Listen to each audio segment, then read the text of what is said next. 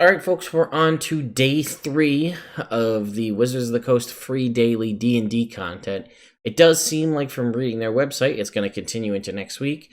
But this day, they released a cool dragon coloring page, which I actually really like. DDEX03 Shadows of Our MoonShea, the third in the Season 1 series of adventures, and Encounters into Avernus, a really cool compilation of random encounters for dealing with things in Avernus or Elturel or the River Styx. So if you want to see what those are, stay tuned.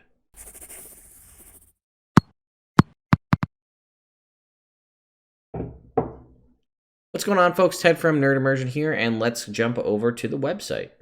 So if we head over here, you can see for day 3, April 8th, here's what we're getting. I'm going to be honest with you, I'm not really going to go through Shadows over the MoonShea. It's a 5-part adventure again, and I started reading through it to just do coverage for it, and I'll be honest with you, I just don't want to do it. I'm just not interested at all in covering it. I did Sackle Keep, I did the previous one, and it's a good adventure, don't get me wrong. It's a 5-part adventure, there's some cool stuff in it. I do want to point out one thing that I'll get to in a second, but I just have no desire to do it, and let me try that. I just have no desire to do it, and rather than me forcing myself to go through it I will be completely honest, and I'm well aware, and I know that sometimes my videos are monotone. I don't seem like I have a lot of energy. That's probably because I record these a lot of the time between 2 and 3 o'clock in the morning, but it's just gonna be a bad video if I record through this, and I hope that you can all understand with the amount of content that I'm trying to put out and constantly changing things up and doing things that you guys are suggesting, that it's cool if I just don't do that adventure. This one, for whatever reason, this particular one, I just have no interest in doing. So let's jump back over here. I will show you something interesting, though. Because this adventure was put out in 2014, the magic item, I guess maybe spoilers, the magic item, or one of the permanent magic items you can get at the end, Potion of Healing, no big deal, but a Ring of Evasion? And what's interesting is it says, it's a silver ring, opalescent stones, it can kind of glow a little bit in the moonlight, which is unique to this particular ring, but it says a description of this item can be found in the basic rules or the player's handbook. No, it cannot. The Ring of Evasion is not contained in the player's handbook, unless it meant the rules for evasion are contained in the player's handbook, but a Ring of Evasion does not do what the evasion ability does in the player's handbook, unless you're talking about the OG original version before the Dungeon Master's Guide came out. Then yes, it did. The original Ring of Evasion from when it first came out was basically gives you the evasion feature. Now I think it's you get a D3 times you can just succeed on a dexterity saving throw. So just something to consider. I just thought that was interesting, and I think that is purely a legacy of the adventure itself, because I think, if we scroll all the way back, this was published when? August 14th, 2014, release on September 1st. The player's handbook, the Dungeon Master Guide definitely wasn't out. I don't even think the Monster Manual was out at that point. And the player's handbook, I think, may have been out September 1st, 2014. It was a wild time for Dungeons & Dragons to be playing in adventures without having the Monster Manual or the Dungeon Master's Guide. That was a pretty interesting time frame. Anyway, let's talk about Encounters into Avernus, because this one I am actually excited for. This was put together by the DMs Guild Adepts. We'll see who it is here. MC Black, James Hake, James Intricasso, Sean Merwin, Ashley Warren, and Rick, or Rich, I don't know how to pronounce your name. But anyway, these are folks, all folks that I do know, or at least some of them I know personally and have met. Good people make good adventures. So how does it break down? We have 4 chapters: Avernus Encounters, River Styx Encounters, Elturel Encounters, and Encounter Chains. Appendix A is monsters and NPC stats. Those monsters, I believe there is no new monsters contained in that section from my read-through.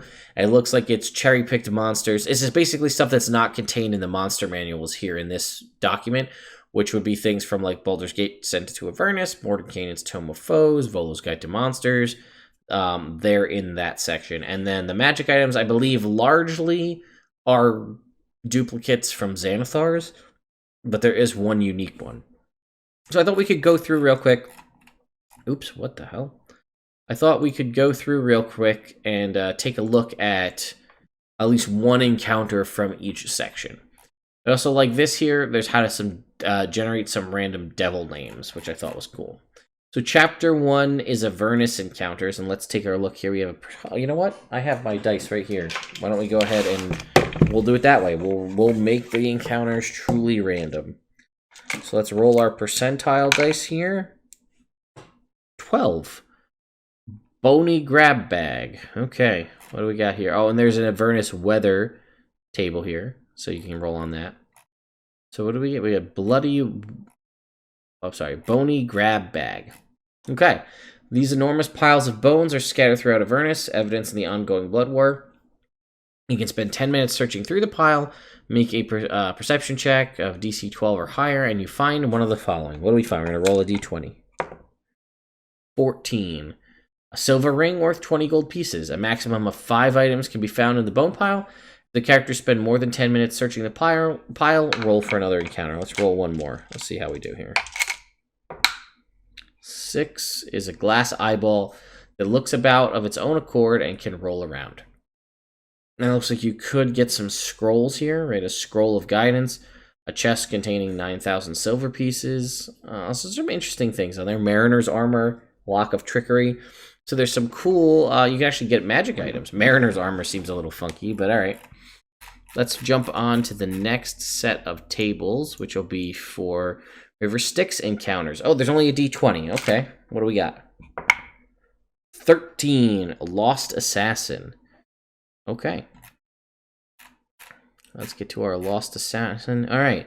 Maywind, a chaotic, evil female human assassin affected by the Feeble Mind spell, wanders the banks of the river Styx wearing a blank expression. She attacks creatures that attack her first, but has a pleasant disposition otherwise. She remembers nothing about her personal history, including her name, how she came to Avernus, and why she's in the Nine Hells. She cannot speak or communicate in any intelligible way, but if the characters are kind to her, she'll travel with and aid them. In truth, Maywind is a cultist of Baphomet who came to Avernus to prove herself to the Horned King. She believed if she killed Baphomet's enemies, the Demon Prince would reward her by transforming her into a Minotaur. Interesting. The plan went awry when a devil cast Maywind into the river Styx, causing her to lose all her memories. If her memories are restored, her mission comes back to her. She plays coy, but betrays the characters the first chance she gets, hoping to sacrifice them to Baphomet. Maywind is a tattoo of a labyrinth on her back, which is only visible if she takes off her armor.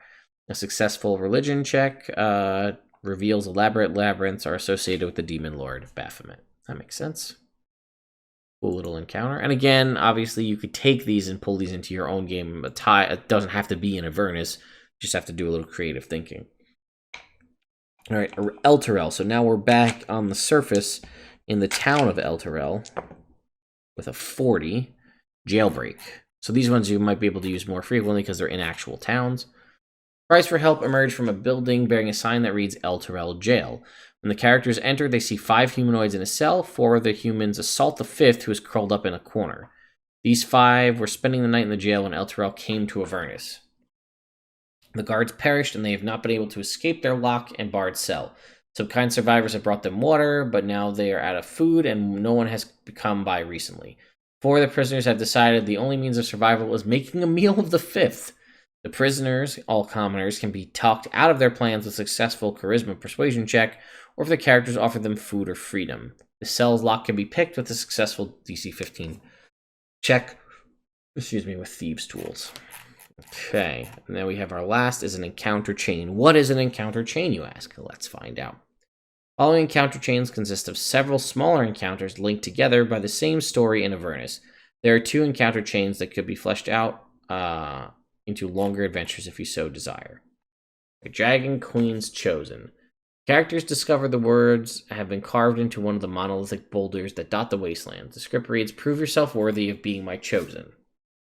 It seems to have been carved into the stone by a massive claw.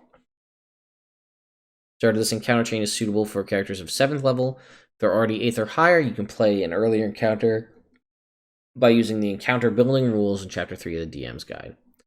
Okay, later on the same day, the characters discover a message closet to a Baldur. They're attacked by a pair of white Abishai. Both are reckless. When the last is killed, Dayfic? I never even heard that term before. Voice. Let's zoom it in a little bit. Dayfic? Yeah, Dayfic voice echoes from its dying wall. You are powerful, but you are not yet worthy. Next time when you reach level 8, you're attacked by a pair of black Abishai, and then they say, I sense great promise in you. Seek out the merchant with a heart of gold. Once the characters reach level 10, they are approached by a green Abishai named Zalganai, masquerading as a human merchant from Mahadi's Wandering Emporium. He claims that he's heard you are in the market for uncommon finery and offers to sell them a human heart made of solid gold for 10,000 gold pieces. She's willing to be haggled down, reducing her price by 2,000 gold every time a character makes a successful deception or persuasion check. Once a character fails this check, they refuse to lower the price further. During this negotiation, the Abishai subtly casts his dominate person on the most foolish-seeming party member. Character with a passive perception score of 19 or higher notices the spells being cast. Once the character is dominated, she attacks mercilessly using confusion and other spells to keep her foes at bay while her dominated ally kills them. When she's killed, the Dayfic voice of Tiamat once more says, you have both great strength and sufficient guile, but you must grow stronger still before the heart will reveal its secrets to you. The golden heart is living but dormant creatures and registers as a fiend when examined by a paladin's divine sense or similar magic. Excuse me. It can't move, can't act, and is immune to all damaging conditions. I'll click the last one here. Shocking Curiosity, level 12. Golden Heart begins beating. It can be felt contained in a character's pack, and it grows faster as they grow closer to Demon Zapper. A blue Abishai named something I'm not even going to try to pronounce lurks in the cave 200 feet away from the Demon Zapper. When the characters draw near, it greets them like friends. It explains that the heart is the current form of Severin. Oh, that's interesting. Tie into Rise of Tiamat. All right, well, this is going to be fun. Characters draw near, the Abishai greets them like friends and explains that the heart is the current form Severin Silrajan, former leader of the Cult of the Dragon, who tried and failed to call Tiamat into the material plane many years ago. Tiamat transformed Severin's soul into the inert heart as punishment. The Abishai believes that the heart can be transformed if exposed to the unbridled radiant energy of the Demon Zapper. If the heart comes within 100 feet of the Zapper, a beam of radiant light explodes from the Zapper and strikes the heart. Any character holding the heart at the time must make a DC 18 Dex save or take 40d12 radiant damage. Oof. When the heart is struck by the ray, it transforms into an iron stone of absorption made of gleaming gold. The blue Abishai thanks the characters for acquiring such a powerful item, then uses its most powerful spells to try to annihilate them from existence. When the Abishai dies, Tiamat's voice emerges from its mouth and congratulates the characters. You have responded to the treachery with lethal force. Very good. However, you have seen only a fraction of my true power. If you seek an audience with the Dragon Queen, travel to my tower. Travel to the tower of my current champion. Well, I'm going to guess that's Archon. The characters visit the Spire of the Black Rock. Instead, option, there is a red Abishai named Sutvaloth. It is ready to test their might and judge their worthiness. It moves and acts haltingly and speaks with the rumbling, disproportionate voice of Tiamat herself, for she is using the Abishai as the direct conduit for her consciousness. It attacks with a gleeful howl in the midst of pleasantries and uses its power to fight. Uses its power of flight to burst out of one of the tower windows after attacking. It weaves in and out of the tower. When it's killed, Tiamat animates his fallen body like a puppet. He stands, malevolent gleam in his eye, and speaks to them with Tiamat's voice. You are indeed most worthy. Now claim your place at my side. Kneel, mortals, and rise, champions of the Dragon Queen. Take this power and use it to end the reign of Zariel and make Avernus mine once more. The characters each gain the ability to cast the Dragon's Breath spell at 5th level with a range of self. Once a character casts this spell, they can't do it again until the next dawn. Additionally, as champions of Tiamat, they can call upon her power to shatter the chains of Elturel, or perform a similar task by meditating in prayer for 10 minutes. Champions can only make a request upon seeing Tiamat's power in this way. Can only make a request upon Tiamat's power in this way once, and only in Avernus. Okay, so that seems to be that whole one, and then there's another couple more of these chains here. Some dealing with Zariel. There are the monsters I mentioned, all the different color Abishais, Archduke Zariel, Barcast. These all look, I believe, like stat blocks that do exist already. And then we have our magic items. The Charlatan's Die, the Earhorn of Hearing, the Lock of Trickery, and the Moon-Touched Longsword, I believe, are all contained in Xanathar's Guide. Those are all common magic items. But the last one, the Poppet, as far as I can tell, is unique to this adventure. Or to this module, anyway. Rare, non-attunement magic item. It looks like a doll made of burlap. Each Poppet is made with the essence of a specific humanoid. You can use the doll as a ritual that targets the creature as long as you know the creature's name and the creature is on the same plane as you. The ritual requires 10 minutes and an item that belonged to the humanoid tied to the Poppet. This can be a scrap of clothing, a lock of hair, a piece of jewelry, any item that denotes sentiment or identity. At the end of the ritual, after that 10 minutes, the item that belonged to the humanoid is consumed and the target must succeed on a DC 17 con save or gain a level of exhaustion from experiencing excruciating internal pain. You can use this to complete that ritual every 12 hours. So in theory, without the use of magic, you have to get a long rest to lose a level of exhaustion.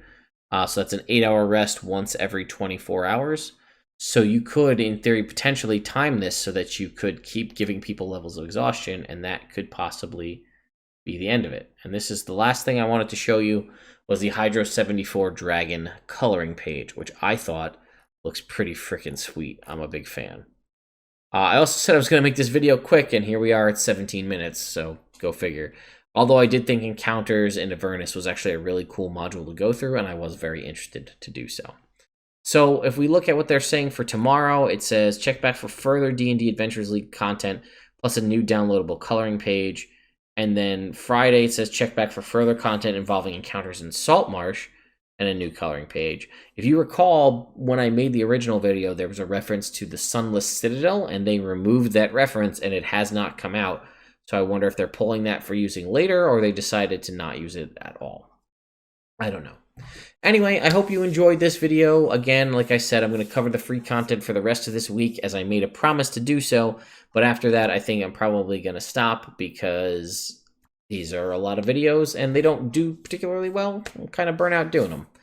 So I do hope you enjoy this video. I'll say there's links in the description to pick these up if you'd like to go check them out for yourself. There's also links in the description to our Patreon page, which is a new thing that we have. If you're interested in that, be sure to check it out. Subscribe to the channel if you haven't already. And I will see you next time.